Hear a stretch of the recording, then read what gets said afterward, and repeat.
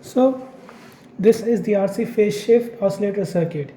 So far we have looked at circuits that convert or regulate signals, but now we're going to move into something more generative, generating a signal from scratch. In this video we will build an oscillator using the LM741 operational amplifier and a simple RC network, and we will design to produce a waveform around 1 kHz. An oscillator is a circuit that produces a periodic signal without needing an input signal. That's the key thing about it. You can notice that there is only one oscilloscope probe because this only has an output. The input is just any amount of noise which is captured in the environment. It relies on feedback. For sustained oscillations, two conditions must be satisfied. This is known as the Barkhausen criterion. First, the total phase shift around the loop must be 360 degrees, or effectively 0 degrees. Second, the loop gain must be equal to or slightly greater than 1. In this circuit, we use an RC phase shift network to provide the required phase shift. Our single RC stage can provide up to 90 degrees of phase shift, but in practice, we use 3 stages, each contributing to about 60 degrees. Together, these stages give us 180 degrees of phase shift. The amplifier itself, configured in inverting mode, adds another 180 degrees, bringing the total phase shift to around 360 degrees, which satisfies the phase condition for the oscillation. Now let's talk about the frequency. The oscillation frequency for a 3-phase shift oscillator is given by the frequency relationship 1 by 2 pi RC multiplied by under root 6. This means the frequency depends on this resistor and the capacitor values we chose. If we want to design around 1 kHz, we can pick convenient component values and work backwards. In practice, component tolerances mean the actual frequency won't be exact, but it should be reasonably close. This is a good opportunity to compare the calculated values with the measured values on the oscilloscope.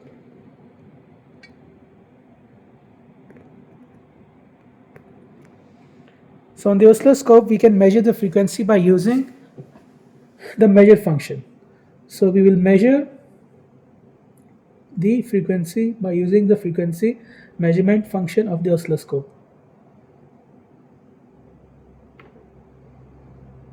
So the frequency is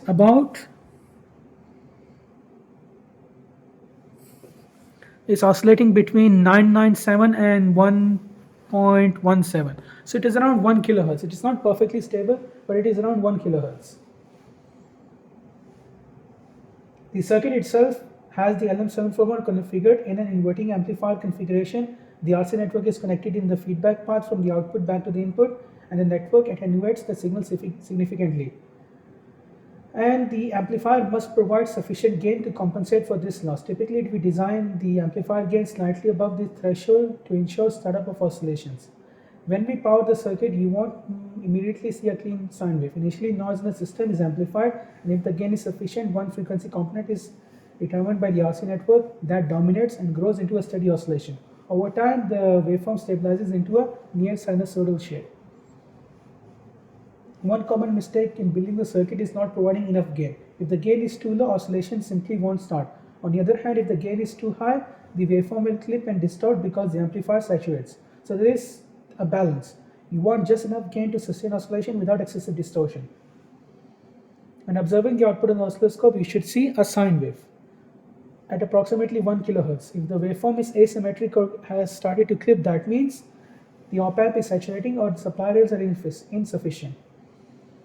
If there is no oscillation at all, the first thing to check is the gain of the RC network and the RC network connections. And that is it. Thank you. So next up is the Wien bridge oscillator. In the previous circuit, we used an RC phase shift network to generate oscillations, but this time we are using a different type of oscillator circuit, which is the Wien bridge oscillator, again using the LM741 operational amplifier. This design is especially useful because it can produce a much cleaner sine wave compared to the phase shift oscillator. Just like before, this circuit relies on feedback to sustain oscillations. In the Wien bridge oscillator, frequency selective part of the circuit is a lead lag RC network. Unlike the phase shift oscillator, which is accumulating phase across multiple stages, this network provides zero phase shift at a specific frequency. That's the frequency which the circuit will oscillate at. So if we choose an appropriate value for R and C, we can design the oscillator to run at around 1 kHz, similar to the previous example. Again, due to component tolerances, the actual frequency will vary, but it should be pretty close. Now the amplifier configuration is different here. Instead of an inverting configuration, the LM741 is used in a non-inverting setup. The RC network feeds a portion of the output signal back to the input and the oscillation frequency. This feedback in phase with the signal at the input. A critical aspect of the Wayne Bridge oscillator is the gain control. For stable oscillations, the gain must be very close to a specific value, typically around 3. If the gain is too low, the oscillations will not start. If the gain is too high, the amplitude of the oscillation will increase until the amplifier saturates, resulting in distortion. In this circuit, we use a potentiometer to adjust the gain of the amplifier. This potentiometer is over here. We can rotate this potentiometer to adjust it. This allows us to directly observe how the system behaves under different conditions. When we first power on the circuit slowly increase the gain using the potentiometer. You will initially see no output at all. At this point, the loop gain is less than 1. So any small signals or noise decays. And let me just keep it visible. So at this point the gain is less than 1, so any small signals or noise will decay instead of growing. As we continue to increase the gain by rotating the potentiometer, we will start to see the voltage signal appear. Where the loop gain is approximately equal to 1, the circuit sustains a steady sine wave. So we can adjust the potentiometer until we reach that point. So I'm adjusting the potentiometer and I'm changing the frequency as well as the gain. So as the signal disappeared, I'll adjust the potentiometer until I reach a stable value. So the stable value is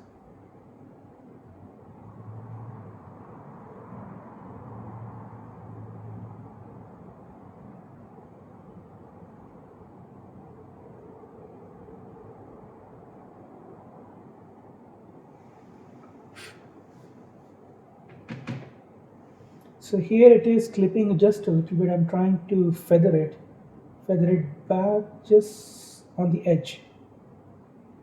It is at the edge.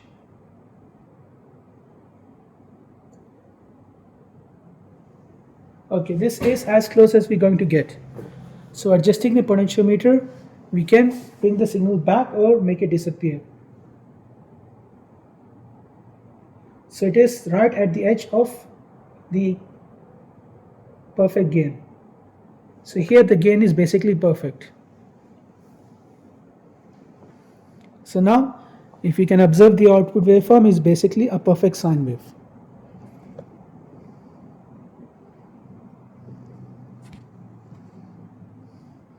And the frequency is about 1.04 kilohertz. So it is near to the perfect value that we expect it to be.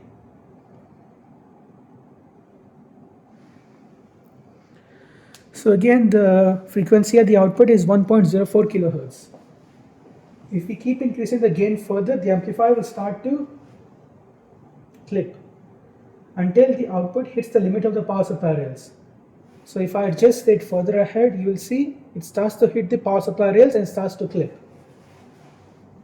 Instead of a smooth sine wave, the peak flattens out and the signal starts to resemble a distorted or even like a square wave. So if I keep on adjusting it, it becomes basically like a square wave. So unless I bring back the gain, it will not be a sine wave. Gain is too small. Now the gain is nearly perfect. This behavior clearly demonstrates the importance of gain control in oscillator circuits. Ideally, we want the gain to be just high enough to sustain oscillations, but not so high that it causes distortion. In more advanced designs, the automatic amplitude stabilization is used. There are also practical considerations when using the LM741. Like before, it requires a dual power supply and has limitations in the bandwidth and the slew rate. If the amplitude or the frequency is too high, the waveform might become distorted even before it starts to clip. Overall, the Wayne Bridge oscillator is a very elegant circuit. It demonstrates how precise control of feedback and gain can produce a stable and no distortion sine wave. It forms the basis of many practical signal generators. And thank you.